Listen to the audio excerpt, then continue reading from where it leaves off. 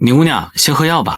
刚刚隔壁是不是来客人了？知道他身份吗？听刘宪阳说，那人是咱们小镇的现任官窑督造官，人挺和气的，还给他让路。让路，这种人才可怕。宁姑娘，你还是先把药喝了吧，我那边炖着鱼汤呢，待会儿拿给你补补身子。谢了。哦，对了，我突然想起一件事，上回你说齐先生帮你求了一片槐叶，对吗？啊，你现在已经有了祖荫槐叶的无形庇护，不会发生太大的意外，还是尽早离开小镇吧，不然刘宪阳这件事可能会波及到你。我会早，但不是现在，我要在亲眼看到阮师傅收刘宪阳为徒弟之后，才能安心的离开。另外，宁姑娘你的伤还没好，我也不放心。随便你吧。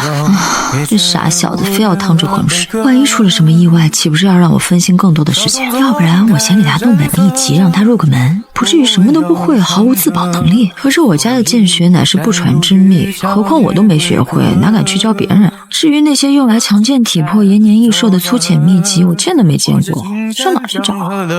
宁姑娘，你可不可以说一些我……对了，打劫？哎呀，不对，不是打劫，是找人借一本秘籍，有借有还。该死的老宦官，上次无缘无故把我打伤，给我等着，看我不把你们大隋的皇宫掀个底儿朝天！您算了，真是一个气。哎，难道真的只能去找姓阮的铸剑师？砍人我还凑合，有我娘的4、5分真传，可是求人我真的不擅长。那个宁姑娘，你好好休息吧，我得出门去送信了。赶紧去，别烦。生平安，你这个死脑筋！你要是真出事了，我才懒得管你。宋玉章就给你安排了这么个寒酸的地方。罢了，他历来就是个谨小慎微的性格，不像大老爷们儿，倒像是个娘们儿，否则也不会被派遣到这儿来照顾你。离开之前，你必须跟我去廊桥磕个头。至于原因，到时候我心情好，兴许会告诉你。再之后，你就跟我回家，坐你该坐的位置，尽你该尽的本分，就这么简单。听明白了没？宋大人的言辞并不晦涩，我当然听明白了，只不过我凭什么要跟着你走？宋继信，你说凭什么？当然凭本王堂堂大理藩王却是个天字号的大头没秧子，竟然会是你小子的亲叔叔。什么？而你身为大理王朝的皇子，就算再没本事，身份地位也是极其显赫。我来此接你回去，不是天经地义的事情。愧是我老宋家主，这小子得知自己的身份时，不仅不惊讶，而是第一时间观察有无外人偷听。这份精神的性子倒是适合帝王人家。放心吧，这些秘密不是那么容易就被听去的。最好。话说的也差不多了，宋吉新，随我去趟督造官衙署，我领你见个人。我随你去。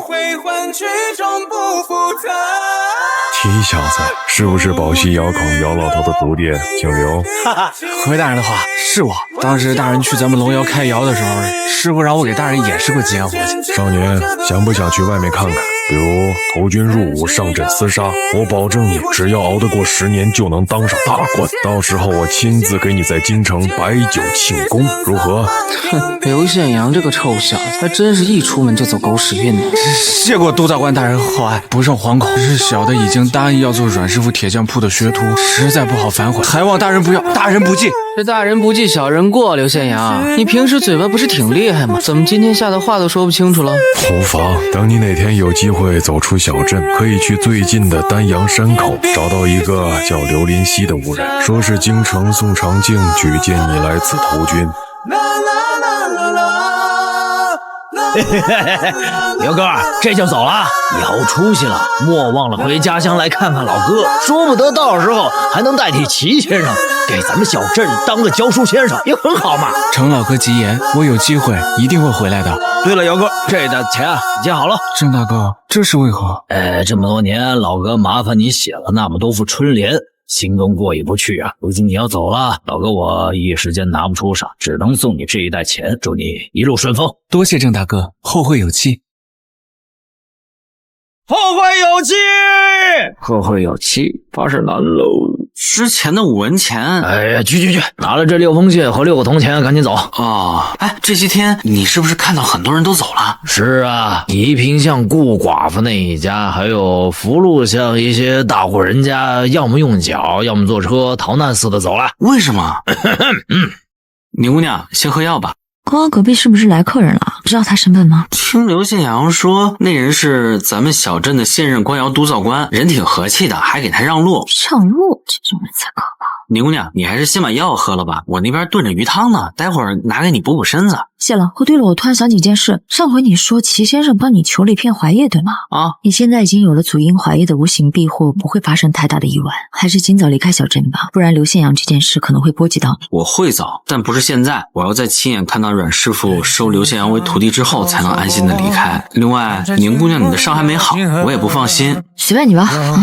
这傻小子非要趟这浑水，万一出了什么意外，岂不是要让我分心更多的事情？要不然我先给他动本秘籍，让他入个门，不至于什么都不会，毫无自保能力。可是我家的剑学乃是不传之秘，何况我都没学会，哪敢去教别人？至于那些用来强健体魄、延年益寿的粗浅秘籍，我见都没见过，上哪去找啊？宁姑娘，你可不可以说一些我……对了，打劫？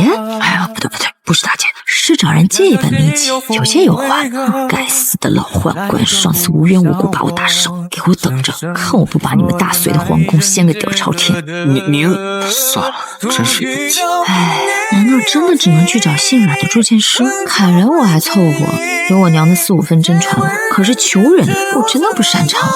那个宁姑娘，你好好休息吧，我得出门去送信了。赶紧去，别烦。生平安，你这个死脑筋！你要是真出事了，我才懒得管你。宋玉章就给你安排了这么个寒酸的地方。罢了，他历来就是个谨小慎微的性格，不像大老爷们儿，倒像是个娘们儿，否则也不会被派遣到这儿来照顾你。离开之前，你必须跟我去廊桥磕个头。至于原因，到时候我心情好，兴许会告诉你。再之后，你就跟我回家，做你该做的位置，尽你该尽的本分，就这么简单。听明白了没？宋大人的言辞并不晦涩，我当然听明白了。只不过我凭什么要跟着你走？宋吉谢，你说凭什么？当然凭本王堂堂大黎藩王却是个天字号的大头没秧子，竟然会是你小子的亲叔叔。什么？而你身为大黎王朝的皇子，就算再没本事，身份地位也是极其显赫。我来此接你回去，不是天经地义的事情。愧是我老宋家有主，这小子得知自己的身份时，不仅不惊讶，而是第一时间观察有无外人偷听。这份精神的性格，倒是适合地方人家呀。放心吧，这些秘密不是那么容易就被听去的。最好。话说的也差不多了，宋吉新，随我去趟督造官衙署，我领你见个人。我随你去。提小子，是不是宝溪窑口姚老头的徒弟？姓刘。回大人的话，是我。当时大人去咱们龙窑开窑的时候，师傅让我给大人演示过截胡去。少年，想不想去外面看看？比如投军入伍、上阵厮杀，我保证你只要熬得过10年，就能当上大官。到时候我亲自给你在京城摆酒庆功，如何？哼，刘宪阳这个臭小子，还真是一出门就走狗屎运呢。谢过督造官大人厚爱，不胜惶恐。是小的已经答应要做阮师傅铁匠铺的学徒，实在不好反悔，还望大人不要，大人不计。这大人不计小人过，刘宪阳，你平时嘴巴不是挺厉害吗？怎么今天吓得话都说不清楚了？无妨，等你哪天有机会走出小镇，可以去最近的丹阳山口，找到一个叫刘林熙的武人，说是京城宋长敬举荐你来此投军。刘哥，这就走了，以后出息了，莫忘了回家乡来看看老哥，说不得到时候还能代替齐先生给咱们小镇当个教书先生，也很好嘛。承老哥吉言，我有机会一定会回来的。对了，姚哥，这的钱啊，已经好了。郑大哥，这是为何？这么多年，老哥麻烦你写了那么多副春联，心中过意不去啊。如今你要走了，老哥我一时间拿不出手，只能送你这一袋钱，祝你一路顺风。多谢郑大哥，后会有期。后会有期，后会有期，发誓难喽。之前的5文钱，哎呀，去，拿了这6封信和6个铜钱，赶紧走。哦，哎，这些天你是不是看到很多人都走了？是啊，宜平巷顾寡妇那一家，还有福禄巷一些大户人家，要么用脚，要么坐车，逃难似的走了。为什么？我悄悄跟你说吧。咱们小镇呢，其实是最后一条真龙的埋骨之地，得天独厚啊，本来就不合大道。当初被圣人们硬生生的改天换地了，享受了整整3000年的大气运。可如今已经到了老天爷秋后算账的时刻，整个小镇即将遭到灭顶之灾。若是留在此处，只怕连来生都没了。所以好些人听到消息，就趁着老天爷睁一只眼闭一只眼的时候赶紧走了。若是再晚些时日，恐怕就出不去了。这些话要是放到以前，我说不定还真被哄住了。可是如今，看来小镇是真的要变天了。这里这么多人都走了，怕是都知道大难临头了吧？喂，你还在这儿愣着干嘛呢？去，赶紧滚！别跟我在这儿耽误时间了，这还要守门呢啊！你看，又有一波人要来了。说什么小镇气运到头喽，结果还冒险想来分杯羹的人呐，也不少嘛。还真是镇里的人想往外跑活命，镇外的人呢想往里头钻捡漏哦。哎呀，这个真是神仙打架，凡人遭殃啊！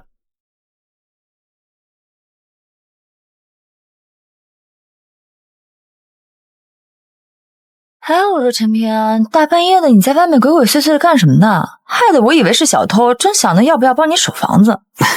抱歉啊，宁姑娘，我去顾灿家拿点东西，回来刚好路过这儿。什么东西啊？这不太方便，进去再说吧。行，就是这个，顾灿离开时留给我的，我也不知道里面是什么。我先不看，你自己打开看看，再决定要不要让我知道。好，这是一本书，封面上有2个字，叫什么山？宁姑娘，你帮我看看吧，我不认识这个字。这是个汉字，这本书叫做《汉山》。汉山？我怎么没有听过这本书啊？看看，陈平安，你什么意思啊？以为我要偷窥你的破书？宁姑娘，我不是这个意思啊。虽然顾灿说把这本书送给我，但我以后再遇上他，肯定还是会把书再还给他的。不过我和宁姑娘是朋友，我自然是能够放心让你看的，只是希望宁姑娘看过之后，不要将书中的内容透露出去啊。哼，我才不看，你自己看去吧。可是宁姑娘，我不识字啊，你教教我啊。教你？你就不怕我见财起意，独占了这份价值连城的秘籍吗？价值连城？宁姑娘是如何看出来的？你想啊，那个顾灿摆明了是个承受了大量祖荫的家伙，连天然剑胚刘宪阳也比不上。就算往上数1000年，小镇中也没有人可以与他相提并论。这种人小心翼翼珍藏起来的传家宝能差到哪去啊？哦，就算是秘籍很珍贵，但我也相信宁姑娘不是那种见利忘义的人。算你有点眼力劲儿。坐过来吧，我教你。我还是坐这边吧。怎么，你还怕我占你便宜吗？我明阳一只手能打100个你。有意思啊！若是我与人切磋之后得胜，便可落下一句你才3000个陈平安的实力，也敢与我一战，感觉不错啊。再或者遇见一条洪荒猛兽，大则恶蛟，我可以告诉自己说，这条孽畜相当于3万个陈平安，快跑！听起来好像也不错啊。宁姑娘，有这么好笑吗？没事，先看看这本书。这是一部全谱，全法名为《汉山》，你可以称它为《汉山谱》。然后呢？没有然后啊，你好好收着就行，别遭贼了。哦，宁姑娘，你可以念一下这些字吗？怎么样，是不是觉得自己得了这本秘籍要发大财了？其实我方才看到你的眼神，就知道这本全谱不会太好。不过没关系，对于我来说，它已经足够好了。我确实见过很多东西，但我现在只能分得出东西的好坏。至于好东西有多好，坏东西有多坏，就很难说了。这个字念啥？滚啊！我哪说错话了吗？我不是叫你滚，是这个字它就叫滚。此权物自大离关羽，权是滚走的滚字。哦，这样啊，听上去这一世的拳法很威猛啊！哎呀，扯那么远干什么？你也学不学了？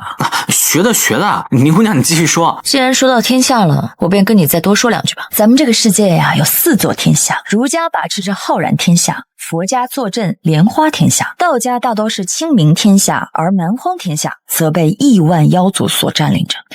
不过不管是哪座天下，修行的手段只有2种，一为练气，二为练武。现在与你说练气并无意义，因为你注定无法踏入此道，所以我只能跟你说说武学。武学共分为9层境界，每3层境界为一个阶段，分别叫做练体3境、练气3境和练神3境。这些阶段呢，就跟台阶一样，必须一步一步向上，走得越坚实越好。至于快慢与否，反而没那么重要。炼体有3层境界，第一层为泥胚境，是比较粗浅的境界。不过一旦修行至圆满，身体就有如一尊泥菩萨，虽然是泥塑，但也有了不俗的气象，气沉丹田，不动如山，算是在武道一途真正的入门。至于第2层境界，叫做木胎境，寓意着你的体魄由粗变细，肌肤纹理精密有序，就像是你从溪里摸出来的蛇胆石一样。虽然外表看上去和一般的鹅卵石一样，但内里已经截然不同。另外，习武之人的根骨好坏会在这个境界当中高下立判。炼体的最后一层境界名为水银境，意味着你的血液会浓稠如水银，重量却更加轻盈，气血凝聚合一。原来武学之道还有这么多的讲究啊！今天说到这差不多了。炼体的3个境界差不多挡下了8成入门武人。要知道，穷学文，富学武，就是这个道理。以你的家底和悟性，我估摸着你这辈子能够达到第2层境界，就该烧烤香了。那这本拳谱该怎么练啊？哎呀，明天再说，我有点困了。哦，好，那我明日再来找宁姑娘。如果你放心的话，就把拳谱留下来，我再看看有没有什么纰漏，会不会是陷阱之类的。好的，但是宁姑娘还是要小心些。这本汉山谱，我得以后原原本本的还给顾灿。知道了，你要我说几遍才放心？那我走了，宁姑娘别忘了锁门。哎，知道了，你怎么比我电话还多？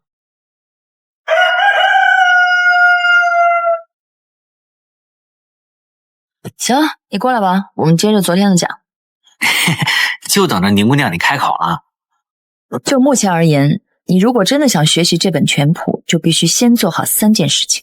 哪3件？站桩、走桩和睡桩。前2个我都还能理解，可最后这个睡桩是什么意思啊？所谓睡桩，讲究的是窍穴积淀和气息流转。哎呀，很难用言语描述，你就先不说它了。反正前2件事都不必考虑天赋根骨，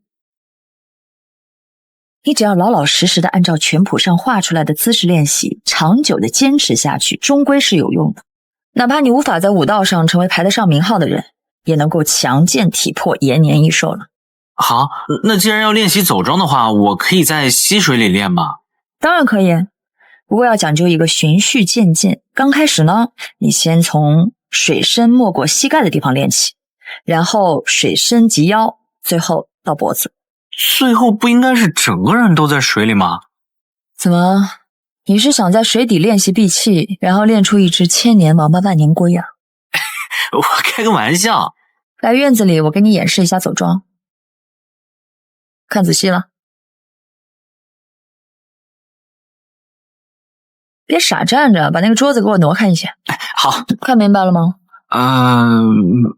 没有。那我再走一遍。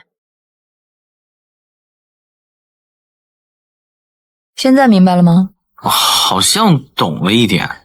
你来试试看。你晃什么晃？喝醉了吗？下盘给我稳住，再来。力量不够，再来。世上怎么会有陈平安这样练武如此没有悟性、天资如此糟糕、怎么教都教不会的笨蛋？不行，我要忍住，不能太打击他。那个陈平安，读书百遍，其义自现，习武也是一样的道理。练拳几万下出不来味道，那就练几10万、100万下。行了，你去捡你的石头吧。笨鸟先飞，别太灰心丧气的，慢慢来啊！用我教你的招式，在小溪里一遍遍的练习这个走桩。宁姑娘，你放心吧，我一定好好练啊！你记得把药喝了，我先出去一趟，把刘信阳的箩筐还给他。去吧。唉，不会真的傻傻的把这个走桩练100万下吧？我是不是给他挖了一个天大的坑啊？刘信阳，有人找啊！这大中午的，谁来找我？我不认识啊，是个女的，长得可漂亮了，比福禄街上那些夫人还好看呢。哎呀，刘先生，你艳福不浅呐！是吗？看我得去瞅瞅她究竟有多美。都是来自清风城的妹妹。哎，不是，我都走到这儿了，她为什么还是不肯放过我呢？夫人，我说过，若是你们的价格合适，我自然会将我家的传家宝卖给你们。我就是为了此事而来。这袋子金铜钱一共25枚，这种铜钱有嫁无事，可保你下半辈子享尽荣华。这东西我见过啊，也不是什么多稀罕的物件，好像你们这些小镇外的人都会带2袋。你若是2袋都给我，再加上点别的好处，我或许会考虑。刘宪阳，你莫要狮子大开口。是吗？那这生意就说不通了。夫人还是请回吧，保甲不卖。等等，刘宪阳，你怕是还不清楚这其中的利害关系，不如我跟你说说，你再做决定如何？啊，什么利害关系？我清风城此次倾尽了全城上下之力，方才得到进入小镇的机会，就是为了你的保甲。想必那正阳山也差，你若是再这样执意下去，恐怕会有性命之忧。那又如何？你们敢在这儿跟我动手？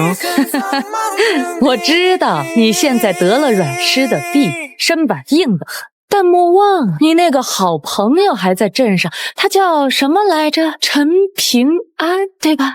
你们要对陈平安做什么？我可是知道的，你们不能在小镇里杀人，否则会被人驱逐出去的。驱逐没有关系，反正这次我是与我儿子一起来的。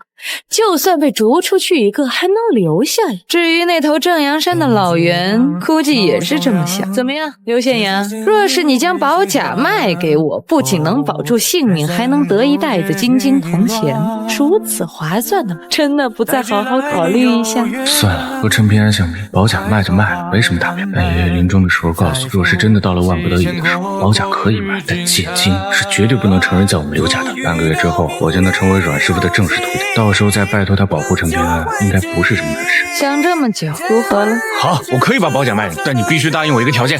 说说看。听卢正淳说了，那个正阳山的老人想要我们家什么剑经，说是能承诺给我们一个山门真传弟子的身份，除此之外还会私自借我一件法宝，为期100年。可关键是我家根本没有什么剑经，如何能够卖给他呀？所以如果你想买我家的保甲，就必须说服正阳山的人，这半个月内不许找我和陈平安的麻烦。没问题。好，保甲藏在我家，你上门去取，我会让陈平安帮忙拿给你，到时候你将钱给他就行。一言为定。我是出门没看黄历吗？怎么又遇上这些难缠的外乡神仙了？真不想和他们再扯上关系了。这位道长有什么事吗？陈平安对吧？我叫贺小良，可惜你有缘浅，做不成道友。这哪跟哪儿啊？哎，我看你这箩筐里捡了不少石头，你也知道这些石头的妙用吗？是之前我去算命的时候，有位道长提醒我，可以经常来小溪捡捡石头、摸鱼什么的。道长，你也认识我们那位陆晨陆小师叔？陆小师叔？难道你与陆道长来自同一个门派？严格来说，我与陆小师叔并非同宗，只不过他多年前造访过我们宗门，与我的一位师叔平辈论交，待了好些年。我们这些晚辈自然与他相熟，也就习惯了以小师叔称呼他。原来如此，陆道长的救命之恩，我这辈子都不会忘记。这位道姑与他有些渊源，应当不是坏人。对了，他既然认识陆道长，我岂不是可以拜托他一件事啊？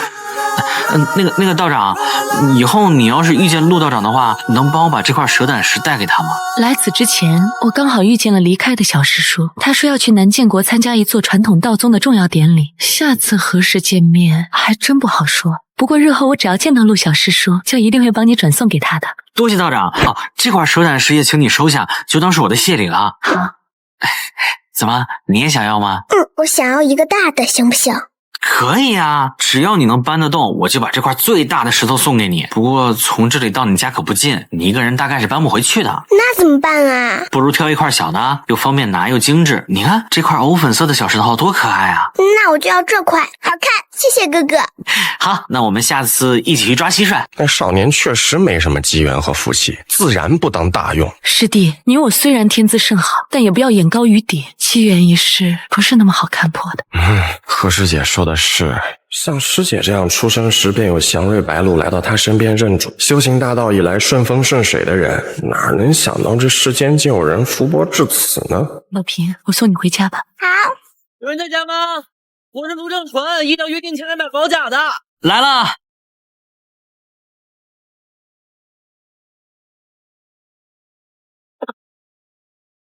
你就是陈平安对吧？我们是来搬箱子的，刘宪阳应该给你打过招呼了啊。所以这一袋钱你放心收下，25枚金金铜钱一个不少。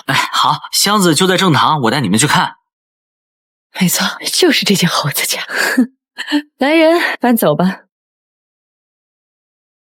哟，这就是刘宪阳提到的好友陈平安啊！哎呀，年轻真好，可惜呀，也得活着才行。对了，娘亲，你真的答应了那个姓刘的，要帮他拖住正阳山的老袁？自然不会，而且那头老袁呐，现在必然想要除掉刘宪阳，这是为何？这就要从刘宪阳的身世说起了。他的买词人原本是一支鼎力支持卢氏皇朝的势力，财力不俗，甚至能在确定刘宪阳的剑胚资质之后，还能花重金让他再待在小镇中9年，继续吸收这里的机缘。然而嘛，卢氏王朝覆灭后，这支势力瞬时赔了个底儿朝天，血本无归。那没有办法，他们只能将刘宪阳的本命词转手卖给他人，从而获得一丝东山再起的机会。那他们卖给了谁？风雷源。风雷源不是正阳山的死敌吗？正是如此。其实在那支势力落魄之时，正阳山也收到消息想要买刘宪阳的本命词，甚至当面给出了一个天价。但是那股势力始终不肯松口，只说已经转手卖给他人。直到最近，正阳山才知道刘宪阳已经被死对头风雷源接手。所以那老袁若得不到剑金，必然会在这小镇之中对刘宪阳动手，断绝风雷源花重金买下的剑胚资质。可这些消息，正阳山又是从何处知道？难道说这一切都是娘亲你的布局？哎呀，我此番亲自来到小镇，代价十分巨大。若是不使用些手段，如何能安心的做买卖？娘亲，你这么戏耍正阳山，真是耍猴了！就不怕那头蠢猿回过神来，离开小镇后对我们大打出手？放心，那头千岁高龄的搬山老袁呐，脑子不算好，但还不至于蠢笨到被娘亲任意当猴耍的地步。其实他早就清楚我借刀杀人的手段，但也愿意捏着鼻子跳入陷阱之中。这其中的原因呢，比较复杂，你暂时不用管这些。正阳山的事情，我看都懒得看。不过此次的小镇之行危机重重，我们千万不能小觑任何人，哪怕是卢正淳这种弯腰做狗的小人物。想想和我们同一批进来的人，那老龙城的福南华几乎道心崩碎，云霞山的蔡金浅更是人间蒸发，生死不知。也不知他二人究竟遭遇了什么。对了，刘宪阳的那个朋友如何处置？一品相的陈平安，这等入不了眼的东西，那就让他自生自灭。刘宪阳出大事了！怎么了？是我家接待的那位许夫人叫我来通知，她原本按照与你的约定去那位袁前辈交涉，但不知为何袁前辈听说你不肯交出剑金，就突然发了疯一般的冲出去要杀你的朋友陈平安。什么？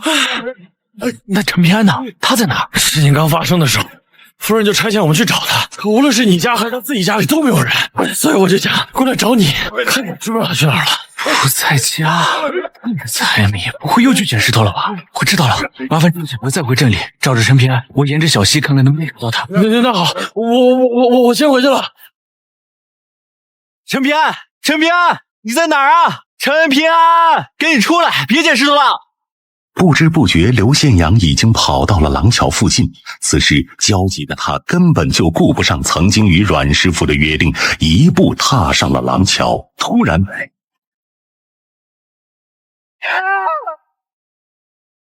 胸腔塌陷的声音传入刘宪阳的耳朵里。陈平安在哪里？你还有空管别人？真是找死！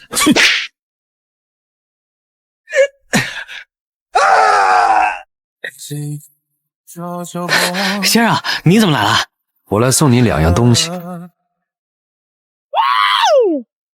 这2方印章你收好。印章，先生，我不太认识字儿，这枚印章上写的什么呀？您给我念念呗。这4个字为静心得意。静心得意，这个静字是齐敬春先生名字里那个静字吗？正是。难怪我觉得这个静字最有神韵，想必先生已经写得十分得心应手了。我刻章之时思来想去，一直不知该选择什么篆文为好。对于你一个孩子而言，杀身成仁，舍生取义，似乎不怎么吉利，太过沉重。安心在平的话又虚了一些，思来来想去，唯有静心得意最为妥帖，于是便刻上了。什么舍生取义，安心在平，我都不太懂啊，先生。不过我也觉得静心得意最好啊。这另外一枚印章吗？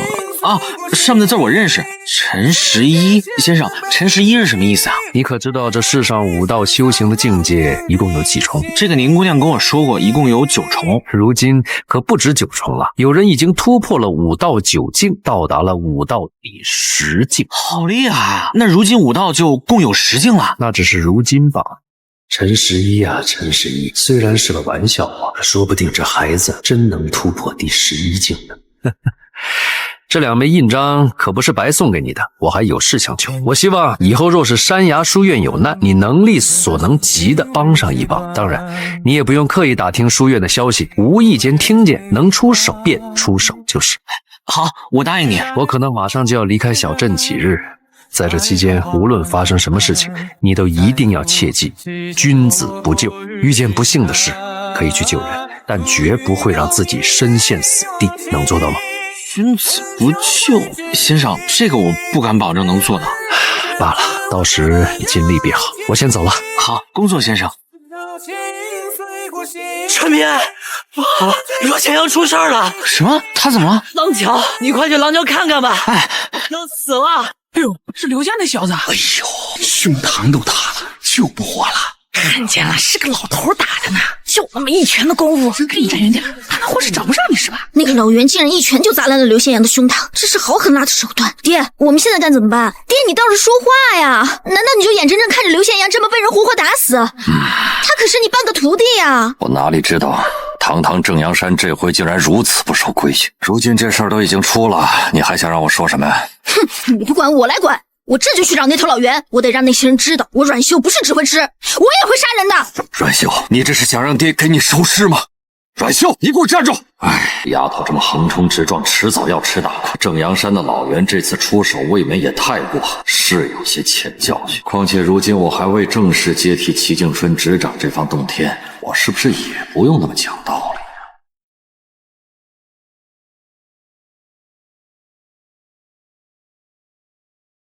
那金凤城的婆娘说，要是我不交出宝甲，她就杀你。我很怕她真的去杀你。刚才那婆娘又让人去找我，说那个老人疯了，一听说不肯交出戒指，就执意要去杀你。我想跟你打声招呼，就一路跑到了这里，然后就被那个老王八蛋打了一拳，是有点疼。你别说话，不要怕，没事的，相信我，我带你回家。我不后悔，你也别怪自己，真的，就是我就是有点怕，原来我也是怕死的。平安，好的，我是真的很怕死。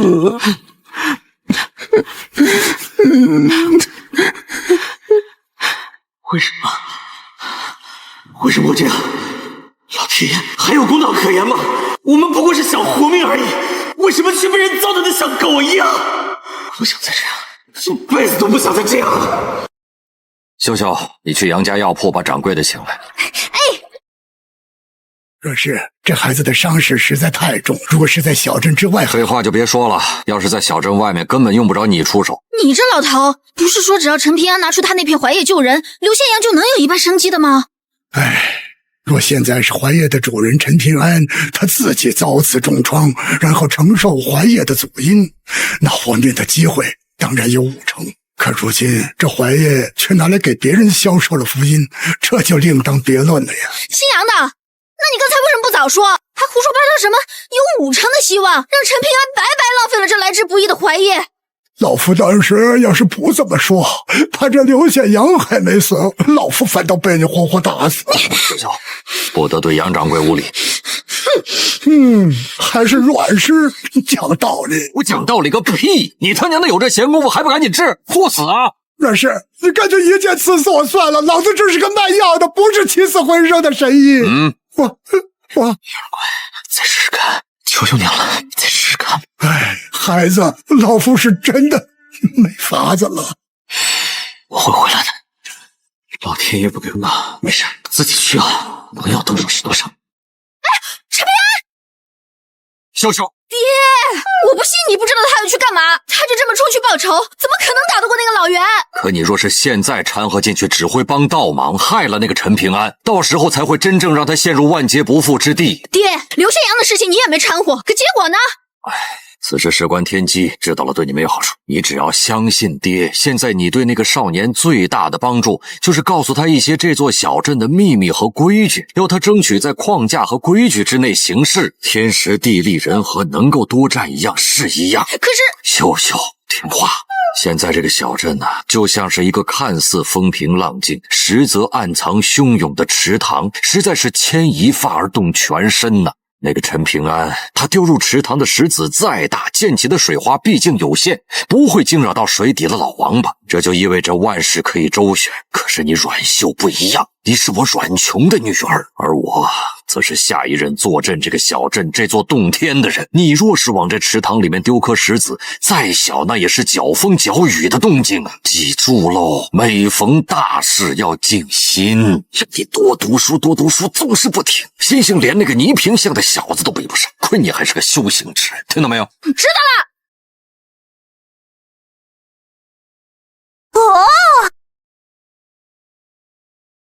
陈平安，我叫阮秀，我爹叫阮琼，是一名铸剑师。我从小就跟着我爹打铁铸剑。这次来你们小镇，爹说是碍于宗门托付，加上这里的水土最适合打造剑炉，所以才来这里趟浑水。其实我心里清楚，我爹是想为我找一份机缘。我爹这人就是死要面子。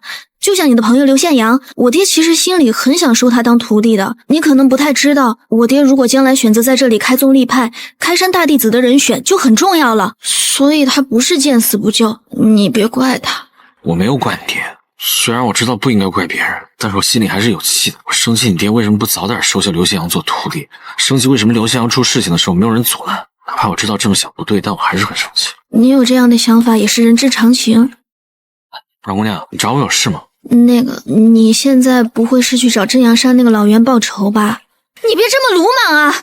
正阳山本就是我们东宝平州的名门大派，那头老袁的身份更是与正阳山的老祖宗没什么区别。哪怕那老袁在小镇内无法使用术法神通，可若只是对付你一个，那也简单的很。而且他现在重伤了刘宪阳，齐先生一定会惩罚他的，所以你至少不用担心这件事情会被当成什么都没犯上。阮姑娘，你所谓的惩罚是指杀人凶手会被赶出小镇吗？阮姑娘，你的好意我心领了，放心吧，我不会就这么傻乎乎的冲上去，直接跟那种神仙拼命的。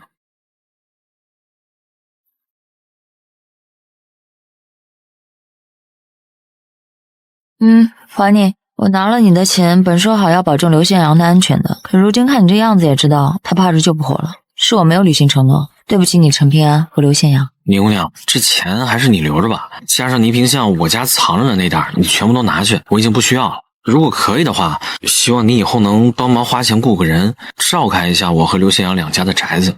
哼，那是不是还要我每年春节帮你贴春联和门神啊？如果可以的话，那就最好了。哎，你陈平安，你小时候被牛尾巴打过脸吗？了不起啊！就可以名正言顺的做傻事吗？真是气死了！你以为你那点三脚猫功夫就能对付一个正阳山的搬山员吗？总之这件事你别管了，乖乖自己回去贴你和刘宪阳家的春联门神，我宁腰才不伺候。倪姑娘，我虽然认识你没多久，但是我能够肯定，如果你有信心帮刘宪阳报仇，你绝对不会把这2袋子钱还给我，最少不是在这个时候。我不是在跟你说客气话，你真的不用插手这事儿。你和我还有刘宪阳也不过是做了一笔买卖罢了，你又不是诚心坑我们，遇上这样的天灾人祸谁也想不到，哪有让你赔上性命的道理。相信我，不只是我陈平安不愿意看到这样，刘宪阳那个傻瓜也一样不愿意。他如果能说话，肯定会说爷们儿的事儿，娘们儿别管。当然了，我可不敢这么跟宁姑娘说话。我也没有跟你说客气话，我心头是有一半愧疚，可另一半，我宁瑶自离家出走，闯荡天下一人，还从来没有遇到一个坎就绕过去的时候。今天这道坎，我一样得给他踏平了。那这样吧，宁姑娘，你做事之前能不能先让我去找3个人，之后我们就各做各的。需要多久？最多半天。行，不过你要去找谁啊？等我回来再告诉宁姑娘吧。站住，把这钱拿走。还有，你先转过去等一下。好。这是我们家乡那边独有的压裙刀，每个女孩子都会有的，是集从权便宜行事，我就不讲究什么习俗了。但是你别忘了，这刀是借给你的，不是送给你。哦。哎呀，你用双手来接，你懂点礼数好不好？好。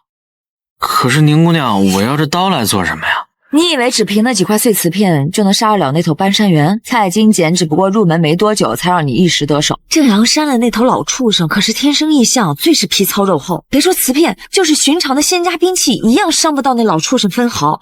撑死了，弄出1-2条伤痕有什么意义？屁事都不顶用。原来是这样，可宁姑娘也用不着说的如此。你这都要拿刀砍人了，还不许我爆几句粗口啊？宁姑娘，这次是真的会死人的。我见过的死人比你见过的活人还多。那把压裙刀，回头你可以绑在手臂上，藏在袖子里。好，那就这样吧。宁姑娘，认识你们我很高兴。唉，哪怕能够走出小镇，我也不会见到比这更让人心动的场景了吧？哎，这辈子不亏了，死就死吧。那刘姓少年一事已经不用理会，现在先委屈你待在李家，等老奴杀了风雷园的人之后，就在那座山顶门外等你。若是齐敬春识相，隔岸观火最好；若是他敢插手，老奴就敢撞他个支离破碎。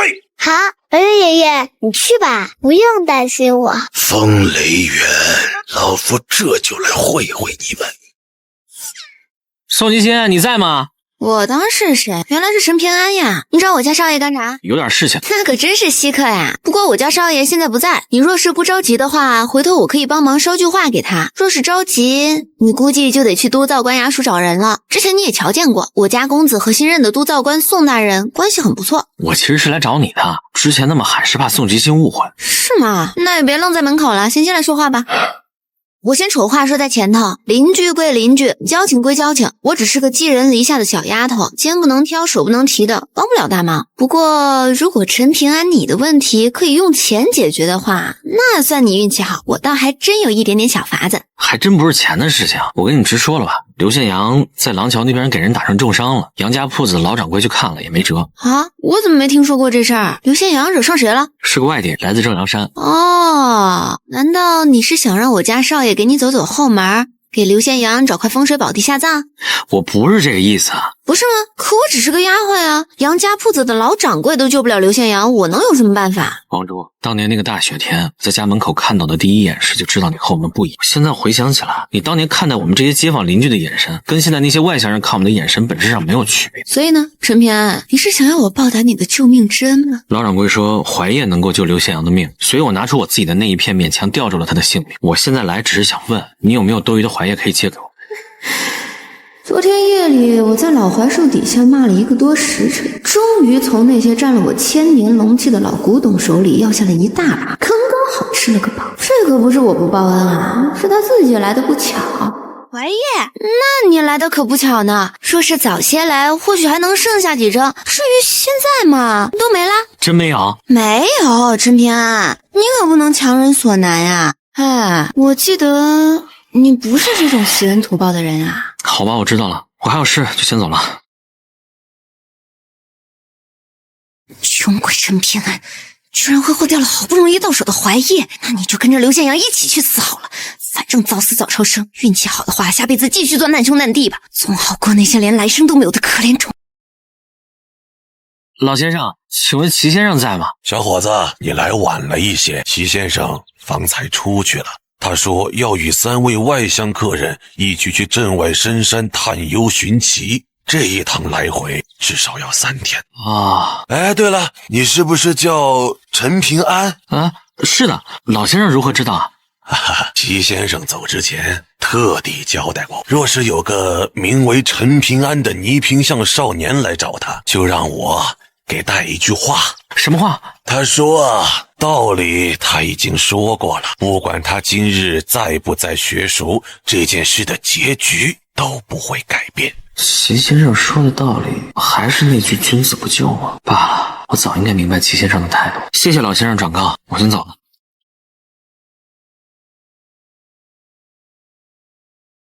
陈平安，随便坐吧，事情我都听说了，你来这儿是为了刘宪阳被打伤一事？是，我希望宋大人能严惩正阳山的凶手，而不只是将他驱逐出境。实话告诉你好了，我只会杀人，救人实在不擅长。再说了，我凭什么要为了一个只有一面之缘的少年，坏了这里奉行1000年的大规矩？宋大人，这3袋子金晶铜钱在小镇外面好像很值钱，我用这些钱能不能买下刘宪阳或者那凶手的一条命？没了宝甲和剑晶的刘宪阳，他的命根本值不了这么多钱。至于想买下我的人情，这些钱就远远不够。若是我大黎和正阳山闹掰，就为了3袋子钱，这传出去可是会成为整个东宝平州的笑话。宋大人，你能不能说说如何才能出手？哪怕你觉得我死也做不到，但你不妨说说看。倒是巧了，我这正好有2件事，我做得到却无法去做，所以只要你做成其中1件，我倒是可以考虑帮你教训一下那头老袁。宋大人请说。这其中1件事嘛，是找机会绑架老袁身边那个名为桃子的小女孩，将老袁强行留在小镇之中。还有1件事是晚上去偷偷砍倒那棵老槐树，然后拔出铁锁井的铁链。若是你做成1件，我就出手帮你重伤了；若是2件事一并做成，我就替你杀了。我明白了，打扰宋大人，我就先告辞了。陈平安啊，陈平，我倒要看看这次你能为了救朋友做到什么底，是能去绑架一个小女孩，还是砍了你们小镇的祖宗槐？人人都说你是一颗赤子之心，可你若是做了，怕是就要染上一身戾气和俗气了。怎么样？3个人都找过了，齐先生不在叔叔，这是我一开始就知道的答案。志归不肯帮忙，倒是宋大人要我做到2件事才会出手教训老袁。哪2件？一是绑架那个正阳山的小女孩，2是砍倒老槐树并拔出铁锁井里的锁链。那你做不做？不做。那个宋大人他不明白，有些事情我就算死也要去做，但有些事情我死也不能做，就比如这2件事。有骨气，求人不如求己，我们自己对付那头老袁。宁姑娘，你见识多，能不能告诉我，那头正阳山的老袁在小镇这个地界上能跑多快，跳多高，他的身体又到底有多坚韧？我用弹弓或者弓箭能伤得了他吗？这我怎么知道？你当我是神仙啊？我只知道在这座小镇里，无论是练气士还是纯粹的武夫，境界越高深，被压制的越厉害。这些人全靠一口气绵绵不绝地支撑着，一旦开口，就要经受海水倒灌一般的伤害。也就是说，那头老袁现在就像是一座抵挡着迅猛洪水的堤坝，哪怕开一个小口，都会让他受到猛烈的冲击，对吧？对。那如果我能逼得那头老袁发火，让他不得不运转体内真气来对付我，是不是他换一口气就会损失修为甚至折寿？是这个道理没错，可如果那老袁狗急跳墙换气后对你下杀手，你恐怕就没有活命的机会。那也无所谓，就算跑不掉，只要拼着命多挨几拳，我便已经赚了。那头老袁不是觉得像我和刘宪阳这种人的命不值钱吗？我倒要看看他若是在我这种人身上耗费修为，到底会不会心疼，还会不会觉得我们不值钱？陈平安，你这个死脑筋，我真是拿你没办法。方才你去找人的时候，我也进小镇摸了一下情况，你猜怎么着？那老袁已经把他身边的小女孩送到李家去了。我先去李家闹一闹，那老袁保准会发火。若是你能把他引到小镇之外，后面的事情呢，就交给我吧。行，那我回家准备准备，然后咱们这就去李家。这是什么鸟啊？回禀小姐，这鸟叫捕蛇鹰。捕蛇鹰嘛？哎，你跟我一样被困在笼子里，我不了。他为什么不吃不喝也不说话？小姐，捕蛇鹰极少被人抓到过，他们被人抓获之后便会滴水不沾，米粒不进，无一例外都是绝食而亡。有刺客，保护小姐！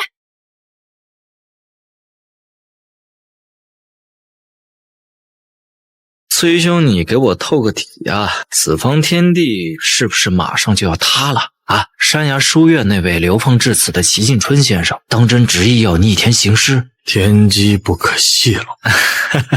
你这态度，我已经懂了。阿强，你又为何要来这小镇？师门委托来这儿办一件大事，若是成了，风雷园就会出面帮我向阮师求情铸剑。你要办何事？给我能帮得上忙的地方。多谢崔兄好意，但此事乃宗门亲密，不可随意透露。阿乔啊，你知不知道你们风雷园的死对头正阳山也来人了？而且是主仆两人。啊！我根本没听说呀！正阳山是谁来了？哎呦，小子，我跪求不是倾国倾城的苏仙子大驾光临，要不然我出剑还是不出剑呀？那苏仙子看我一眼我就酥了，哪里舍得祭出飞剑？放心，不是你心仪的苏仙子，而是那千年搬山猿，她护送着正阳山纯阳剑祖陶魁的宝贝孙女。不是苏仙子就万事大吉，至于那头老畜生，难道会怕他不成吗？啊，咱们风雷园谁都可以怕，唯独不怂他正阳山。风雷园和正阳山本是同根同源的剑道正宗，为何就不能解开死结？哎，崔明皇，这种话你以后到了风雷园，千万别跟人说半个。崔先生，刚才得到个消息，正阳山对刘宪阳出手了。刘宪阳，他们怎么会知道？好你个正阳山，欺人太甚！齐先生是否知面？上尉，有人亲眼看到那少年被一拳捶烂了胸膛，而后被阮氏带回了剑铺，估摸着是活不成了。多谢告知，职责所在，叨扰崔先生了。你难道正是冲着刘宪阳这个少年来？算是一半吧，接下来会很麻烦，大麻烦，不只是牵扯到风雷园和正阳山的恩怨，远远不止。树欲静而风不止，看来我该动身去取回那块四方镇龟了。哪怕会被齐先生误认为是我们观湖书院落井下石，也没办法。华侨，你在此歇息一阵，我去就回。刚刚就是正阳山的实力吗？看来那头老猿已经知晓我来了此处，而且还对我起了杀心。只是为何他明明已经逼近了，却忽然转头回去了？难不成这座小镇上还有令他忌惮的存在？哼，那老畜生出手重伤刘宪阳的时候，可是连齐敬春都不放在眼里，还会有什么忌惮？不过这件事倒是有些意思。翠秋，我就先行一步了，去看看这到底是怎么一回事。袁爷爷，你家的人全是一群废物呀！刚才有人偷袭，他们没想着护着我，反而跑去追凶手。这要是中了调虎离山之计，可怎么办啊？你怎么敢把我托付给他们？小姐，是老奴错了。李红，这到底是怎么一回事？袁前辈，惊扰小姐确实是我李家的过失，不容推脱。按照我们目前得到的情况来看，那刺客是一名少年，而且并非修行中人。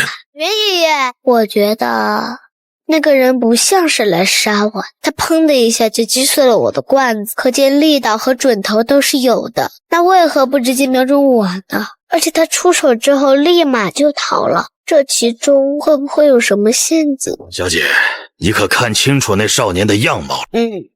那人有些眼熟，但隔得太远，我也不能确定。应该是瘦瘦的，皮肤很黑，个头嘛，差不多这么高。对了，他好像穿着双草鞋。哼，好家伙，原来是示威挑衅来了。我晓得那个刺客的底细，是住在倪萍巷的那个陈平安。不过到底是谁怂恿他来的呢？是风雷园的那小子，还是衙署的宋长静？哼，罢了，不管是谁怂恿，这些人也不晓得找一个好一点的过河卒子，一只没有几两肉的小蚂蚱拿来给我塞牙缝吧。哎呀，我正愁没有机会杀人，不借着这个由头先把那倪萍巷的土坯子杀了，再将风雷园的小杂种一并解决干净便是。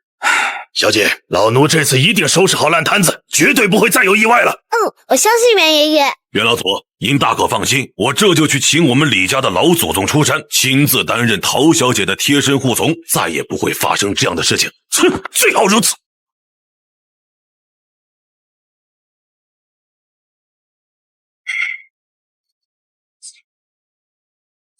我操！臭小子，我看你往哪里跑！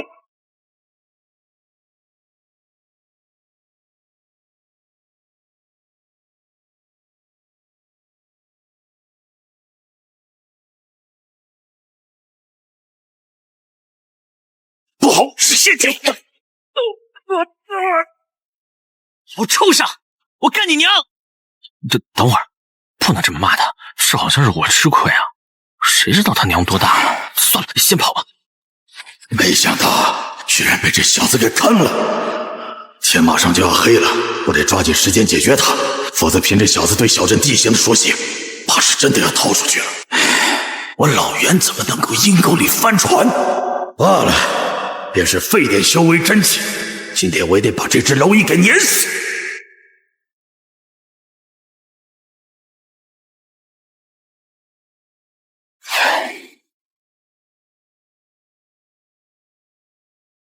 这臭小子怎么跟打不死的臭虫一样？看他那样子，之前想必还在藏拙收力。原来是想要引我入山，以为这样就能甩掉老夫。那我便要让你看看什么叫入山打猎。今天你必须死！陈平安，我在这里，你没事吧？你这样做真的能把老袁往山上骗，拖住他的脚步？哎，你不管了，我尽力了。你受伤了？小伤而已。还小伤？要我说，老袁没打死你，算你走狗屎运。我刚才看得很清楚啊，那老畜生换了口气，算是坏过一次规矩了。还真成了，可以啊你，陈平安。哎，你别傻笑了，接下来怎么做？咱们之前定下的大方向不变，不过有些细节估计得改动一下。那头老袁实在是太厉害了。你才知道，我这不是吃一堑长一智吗？对了，那个宁姑娘，麻烦你先转过身去吧，我得往背后敷点草药。行。宁姑娘已经好了，你可以转过来了。很疼吗？这算什么疼？逞什么呢？不管怎么说，你已经迫使老袁换了第一口气了，这第一步算是做到了。接下来怎么办啊？之前我为了逃命，把我的弓箭放在小镇上，我得去拿回来。哎，你是不是疯了？现在这个情形，你居然还要回小镇？万一那个老袁没有上山，反而等在小镇里呢？那你岂不是羊入虎口？没办法，木弓必须要拿回来。若没了它，我根本无法在远距离对老袁造成任何干扰。你看，我早就说了，你那些雕虫小技不管用。之前你不听劝，我便由着你。既然你现在信了，总该按我的法子去做了吧。我说了，我独自一人就能斩杀那头老袁。宁姑娘，就算你之前说你有压箱底的杀手锏，但我如今已经知道了老袁的厉害，就更不可能让你去犯险啊。我们还是按照原定的计划行事吧。哼，话是这么说，你受了这么重的伤，能动吗？我已经差不多休息好了。啊，杨家铺子的东西这么有用？在止疼这方面，这个药膏的确很有用的。以前龙阳里面有个瑶工得了一种怪病，疼得四肢扭曲，抹了这种药之后，甚至都能站起来走动了。虽然他最后还是死了。那这是我们现在的位置，到福禄街李家之间还有这么远，你的木弓藏在哪儿？就在李家西边，距离泥平巷不算太远。好，若是老袁看穿了你的逃跑路线，直接赶到小溪这儿，我也会拖延他的脚步，为你争取到足够多的时间。如果真的发生这种最糟糕的状况，宁姑娘，你能不能将他引到这个地方来？这就是我刚才进山的地方，这样我拿到木弓赶过去，应该也不需要多久。可以是可以，不过说不定到时候都不需要你接手，我就直接提着老袁的头颅去找你了。宁姑娘，你别逞强，要小心。到底是谁逞强？我宁瑶可是未来全天下第一的剑仙，难道会害怕那一头老畜生？知道了。所以啊，宁姑娘就别死在这种小地方，要不然多亏啊。以后等你成了大人物啊，作为朋友我也好沾沾光。陈平安，你这么婆婆妈妈优柔寡断，劝你以后还是别娶媳妇，随便找个女子娶了就算了。我还没想到那么远的事儿呢。宁姑娘，我先走了，咱们待会儿见。等等，我跟你一起走。不用，我的伤已经没什么问题了。哎，不是伤的问题，我是怕那老袁没发现你的踪迹，果断放弃追捕，掉头返回小镇去保护小女孩了。这样咱们的计划不是白费了吗？所以我想沿着小溪往上走一段路程，若是能提前遇到老袁，还可以帮你多拖延一段时间。那就拜托宁姑娘了。你先去小镇，不用管我。好，不过宁姑娘，我会稍稍绕个弯，挑一个僻静的巷路进入小镇，可能会来的稍微晚一点。啊，知道了。小姑娘，是你一直在帮那个陈平安吧？你不说我也猜到，之前来小镇的路上，虽然你一直藏头藏尾的，我知道你的来历不简单，绝不是清风城、老龙城那种废物门派可比的。只是我很好奇，你我之间有什么恩怨，或者说你的家族师门与正阳山有过节吗？为什么要一次又一次的帮助那个陈平安呢？哼。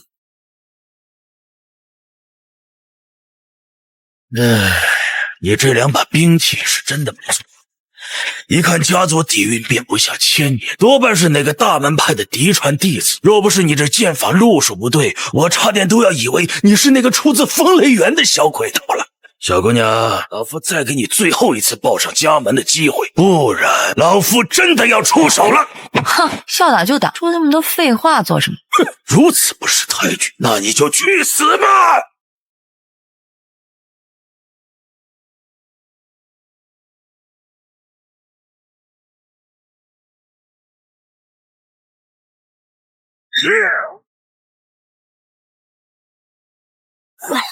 他换了第二口气。刀也剑也学，非驴非马，不伦不类，便是这般可怜的下场。你就这点本事？方才只是再给你一次机会罢了。在我的家乡，生死之战不讲究父母是谁，只要你有本事堂堂正正杀了我，便是我技不如人。我爹娘将来知晓缘由过程，最多就是来东宝平州找你麻烦，绝不会牵连正阳山，所以你大可放心，放手厮杀便是。既然如此，那好，我竟没想到这是把飞剑。刚才跟陈平安那小子一架没打到爽利，接下来老夫就陪你这个女娃娃好好耍一耍。我原先还以为这老袁顶多在小镇中换3口气，3次之后他的窍穴势必崩溃，不得不在小镇中施展真身，这样齐先生或者阮师就有了出手阻止他的理由。我看他现在刚换了第2口气，却还未有任何影响的样子，想必就算真的让他换了3口气，也无济于事。算了，事已至此，我还是依照之前的计划，先将他激怒，引到小镇西边与陈平安会合再说吧。难怪我爹说你们东宝平州的正阳山不值一提，果然是人傻胆大剑气浅。找死！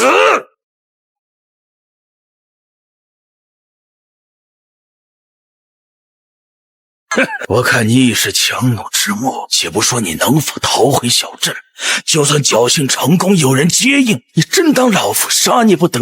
话真多。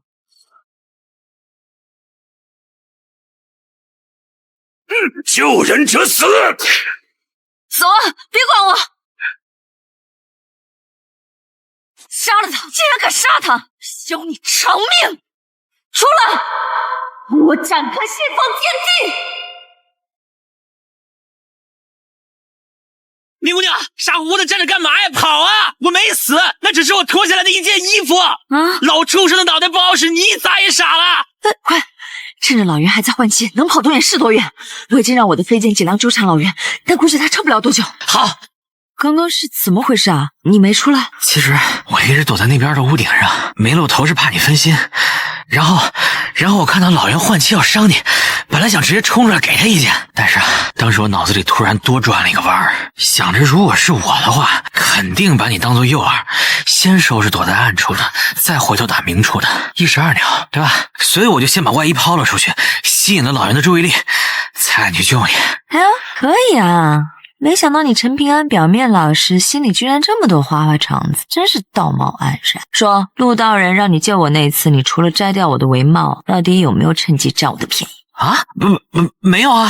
我就知道你呀，最多就是财迷，不是什么色胚子啊。行了，你能自己走路了？暂时还不能，不过你要是再这么跑下去，我的心肝脾肺肾都要被你给颠出来了。那咋办？咱们就近找个地方藏起来嘛。我本来是想去小镇外的一处地方，那不容易被人找到。咱们就去你说的那个地方。宁姑娘，我们到地方了，你可以下来了。宁姑娘，你没事吧？到了。这是哪儿啊？这是我去年秋天临时搭的一个小屋，之前经常带着顾灿来玩，除了他没人知道这个地方。怎么不关门啊？如果老人真找到这儿了，关不关门都没什么区别。也是，不过咱们暂时可以放心，既然那飞剑还未过来找我，就说明老袁还没有发现我们急。宁姑娘，你的伤没事吧？小伤，先不管这个，我这有一个好消息，有一个坏消息，你想先听哪个？好消息吧。好消息就是老袁已经用掉了3口气。那坏消息呢？我估错了老袁的实力，现在的他至少还能再换1口气，对付咱们2个伤患绰绰有余。宁姑娘，你觉得老袁为了这3口气付出了多大代价了？老袁第一次出手是在倪萍巷追你那次，当时他比较含蓄，所以折寿大概只在3到5年。第2次是与我在西畔对峙，大概20年。第3次就是刚才了，估摸着最少50年。接下来他若还要动手，怎么着也要100年起步。就算是180年，那也赚大发了。寻常人家也就活个60年，我今日这么一闹，足足赚了3辈子回来。我觉得老袁只要一想到这个，气也要气死。陈平安，你就这么觉得自己的命不值钱吗？跟老袁那种活了1000年的神仙妖怪相比，我一个小老百姓的命自然是不值钱的。承认这种事又不丢人，哪有你这么比的？当然了，我认命归认命，心头的憋屈还是会有的。凭啥大家都是来这世上走一趟，就我的命是天生不值钱的？难道是我上辈子好事做少了？可我这辈子也没来得及做啥善事，下辈子岂不是还得完蛋？咋办？这辈子还没到头呢，想什么下辈子？嘘，明大你小声点，当心把那个老人引过来了。哼，陈明安，你有没有想，虽然已经折寿180年，但这头正阳山的护山老袁，他原本能够活多久？我不知道。这种上古凶兽极其长寿，少则能在世上活500年，多则5000年。搬山猿生性好动，若不修行，寿命自然不会有硅胶之类那么长。但他显然已经修成了神通，若他日后能够跻身上5境，我估计他应当可以活个3、4千年。所以你那区区180年算得了什么呢？你也别总觉得自己活够了。宁姑娘，谢谢你。知道你好奇，但是没好意思问，我不妨和你说实话好了。这便是我宁瑶的杀手锏，这眉心的窍穴之内放着一件我娘送我的10岁生日礼，也是我的本命之物。它只要出现，那老袁必死无疑。之所以说这些，是想要告诉你，天地大得很，别小看自己，也别气馁。你现在不是已经习武了吗？不如连剑术也一起练。宁姑娘，你能教我剑术吗？我天资好，学剑极早，境界攀升得很快，但是教别人剑术嘛，半点不会啊。那我去哪里学啊？换做以前，我还可以将那柄飞剑送给你，但是现在它已有灵气，恐怕不愿意跟着你，我也不会强迫于他。这样吧，我把这剑鞘送给你。剑鞘？我拿来干嘛？陈平安，你连剑鞘也有，距离剑仙还远吗？可是我去哪儿找一把剑啊？那我就管不着了。等，接着，这接住了就是你的。我可要先休息了。罢了，这柄剑鞘我先帮宁姑娘保管。陈平安，你去哪儿了？陈平安，宁姑娘，我在这儿。刚去周围探了探，老袁好像没找到咱们这儿来。这倒是有些奇怪了，难不成他没来找我们，而是直接回小镇了？有可能，我们要不去附近看看吧？好。哎，宁姑娘，你看这座神像的首饰，像不像汉山浦的全架子？是有些像，但并非完全一致。不过这座神像原本应该有3双手，如今只剩下这1只手。若是能找到残肢，或许能进一步对。应当是找不到了，估计早就被来这里捉迷藏的孩子给踩烂了。那就没办法了。他叫马古玄，是绣花像马婆婆的那个孙子，很奇怪的一个人，从小就不爱说话。大家都说他是傻子，但我觉得他不像。最近这几天啊，我都有好几次看到他在溪里捡蛇胆石，好像也知道那东西很值钱。如果我现在去福禄街的李宅跟正阳山那头老袁说找到你们2个，应该可以拿到1袋子钱吧。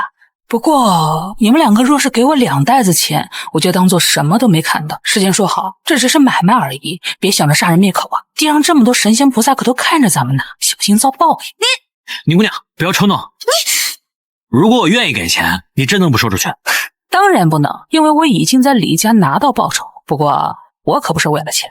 陈平安对吧？你要怪就怪你身边这位姑娘太惹人讨厌了。她昨天那一闹可是惊动了小镇上的很多人，也坏了很多人的大事，比如说我。所以我打算趁着那老袁有事暂时无法过来的空档，跟你讨要一样东西。姑娘，你知道是什么的，对不对？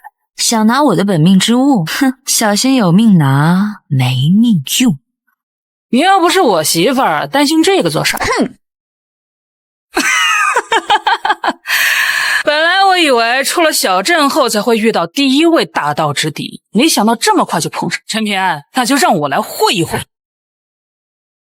哎，陈平安，咱们可说好了单挑啊！谁要是叫帮手，谁就不是英雄好汉。哼，英雄好汉，英雄好汉会找一个伤患单挑？你说那么多，不就是怕我动手啊？偏要来！宁姑娘，我可以的，相信我。哼，你可以，真是笑话。是不是笑话？你可以自己来试试。